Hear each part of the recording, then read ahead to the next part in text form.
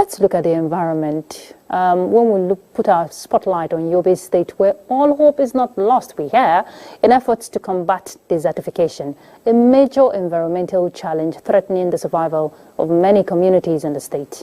To this end, ACReSAL resilience in semi-arid landscapes, a federal government project funded by the World Bank, is renewing the hope of the state in combating the menace head-on.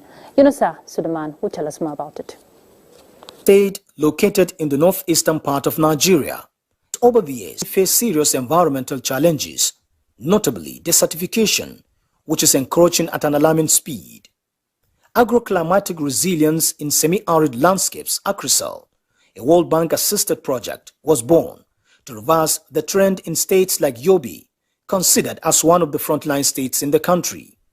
This intervention project by the World Bank is expected to convert places such as this into agri land in the next 6 years. The means to do this is to venture into what we call sand dune stabilization. And we are going to do this in batch by batch. And to achieve this, the Yobe State Coordination Office of the project takes its advocacy campaign to the 17 local government areas and 14 emirate councils of the state to seek stakeholder support for the successful implementation of the project. This will bring a coordinated effort for success in this regard of the climatic degradation, which has resulted in negative ways in reduction of our agri efforts. The $700 million project, ACReSAL, is to focus on 4 key areas, namely dryland management, community climate resilience, institutional strengthening and project management, as well as contingent emergency response.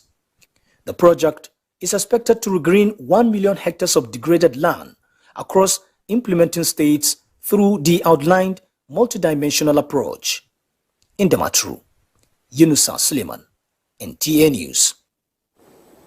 All right, we want to expand that discourse. We have a guest joining us from Yobe via Zoom. Shehu Alhaji Mohammed, he's the project coordinator for the agroclimatic resilience in semi-arid landscapes. Thank you so much for joining us, Mr. Mohammed. Thank you so much for this very rare opportunity. I'm glad. All right, I'm sure you're aware, going by plans to change the narrative of how desertification is threatening livelihoods. Yobe State is one of that. So tell us what is being put in place to address this challenge. Thank you once again. By virtue of the structure of ACReSAL, starting from the World Bank, headed by the tax team leader Joy Ayenga Agne, and then the national coordinator in the first instance of Abdul Hamid Umar.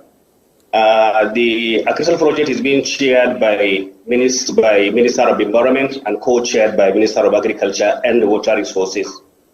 The same structure is actually used here in the state, where the commissioners of environment, agriculture and water resources serve as chairman and co-chairman respectively. His Excellency, the Executive Governor of Yobe State, happened to be part of the forum chairman for all the 19 governors of Nigeria, and they played a very, very vital role. These and others will tell you that actually the narratives will be changed and success will be recorded as far as ACReSAL is concerned. Okay, I like the synergy you've just painted between the relevant stakeholders, but the target from the report we saw is 1 million hectares of degraded land.